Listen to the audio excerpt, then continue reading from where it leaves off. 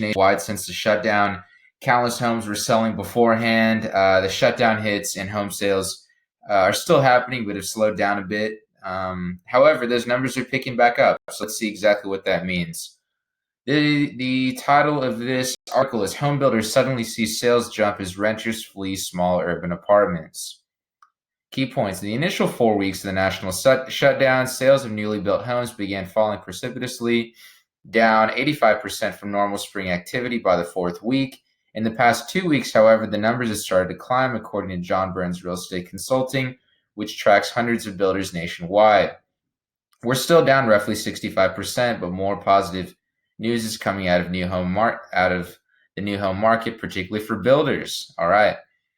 Home sales nearly ground to a halt at the end of March as the coronavirus pandemic forced economic shutdown that scuttled open houses and shattered consumer confidence. Now, demand appears to be coming back, especially for newly homes built. In the initial 4 weeks of the national shutdown, sales of newly built homes began falling precipitously, as said before, down 85% from normal spring activity by the fourth week. We're still down roughly 65%, but more positive news is coming out of the new home market, particularly for builders who are targeting the first-time and entry-level buyers. She noted that a wave of renters are leaving their apartments and eyeing new homes. In her search, Bachman found demand for new construction heavily skewed towards renters, especially young couples with two incomes who feel secure in their employment. All right, and we have here home sales show signs of recovery, and it shows the 1st of March and the trend throughout the month of March and then most of April, and it's coming back up. So the numbers are obviously not as high as they were pre-shutdown, but it's especially good news for builders who are looking to work with first-time home buyers. So we basically have a new wave of renters who would normally be renting and are looking to buy their first home. So there's a lot of young couples that are wanting this. They often have two incomes, as mentioned before, who feel secure in their employment. So a big redeeming factor for builders is they can set up those virtual tours on their company website. So let's continue. Just this week, we have experienced an increase in sales as well as continued website engagement activity.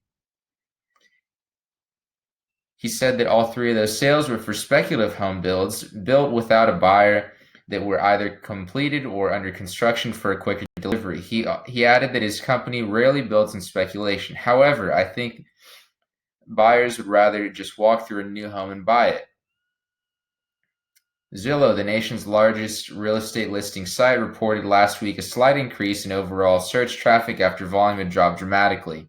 Redfin, a real estate brokerage, also reported an increased potential buyer inquiries to agents. While the overall numbers are still very low, the builders may recover first for several reasons, not the least of which is they appeal to the newly germophobic.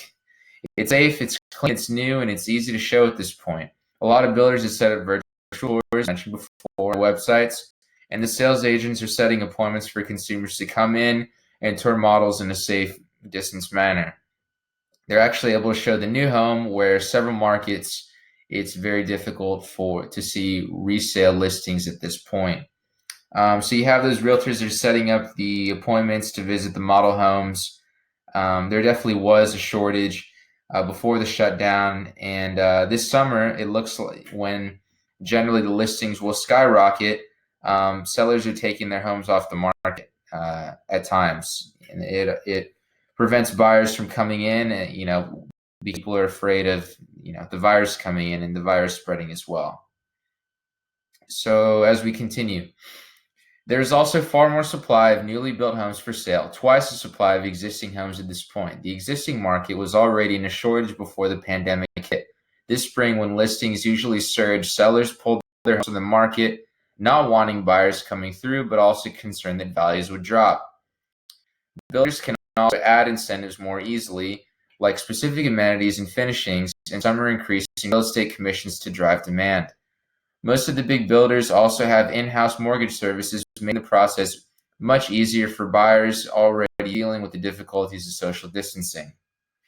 I do think consumers are hungry for a deal, especially first-time home buyers. If you're working on a quick move or one of the speculative inventory sales, you might be able to get some sort of discount in the new home market at this point, which is very attractive to that group.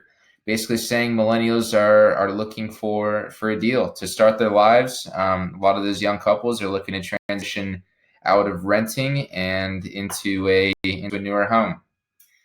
Government lockdowns may have a long-lasting impact, not just how, but where Americans choose to live. The drive to dense urban areas by the millennial generation may reverse course, especially as some worry about second shelter-in-place orders after the economy reopens. This kind of transitions to us not being certain of what the future would hold. We're legitimately taking it day by day. We may have a stay-at-home order right now, may have a shelter in place, whatever it may be. The entire economy could be open. We have more cases, or not. We continue with the status quo and try to mitigate our risk that way. But either way, continuing. Staying is hard enough, but the smaller the home, the harder that is. Urban apartment dwellers often have the luxuries of separate home offices, basements for exercise equipment, or backyards for private outdoor time. As more companies become comfortable with their employees working from home, attitudes towards longer commutes may also change, not to mention that gas prices are currently extremely low. Some workers may soon be able to come to the office 1 or 2 times a week, and some not at all. Millennials, the sharing generation, have been more apt to use public transportation, and they look for walkable neighborhoods with retail and restaurants nearby. As builders develop these type of neighborhoods even farther from the urban cores, more millennials are likely to come. All right, so just to kind of hit it home towards the end, a lot of builders are willing to work with not just new millennial home buyers, but just any home buyers in general. Working to add incentives like specific amenities or furnishings. A lot of millennials looking for deals with everything going on, considering the lockdown, social distancing, suggestions or policies. It's changing the work environment, also changing the real estate market. So as working from home becomes the norm, couples may not want to be cramped in that small apartment, may want a larger home. Not to mention, as probably the latter part of the article stated, in a small apartment, you can't have a lot of workout equipment in your apartment generally. Whereas a garage would provide you a lot of that space. A backyard allow you to garden, to have fruits, vegetables, whatever it may be. And a lot of new positions for these or employees, not just positions, but just any positions in general. They're allowed to telecommute completely location independent. And a lot of the millennials are looking for mixed use complexes with the convenience of urban life, but still kind of more of a suburban feel, something that would be walkable with trails, maybe to take their pets out or whatever it may be. But builders are looking into the future to work on filling that gap, that demand, and it's going to change the face of our real estate market going forward. So let me know what you think, and take care.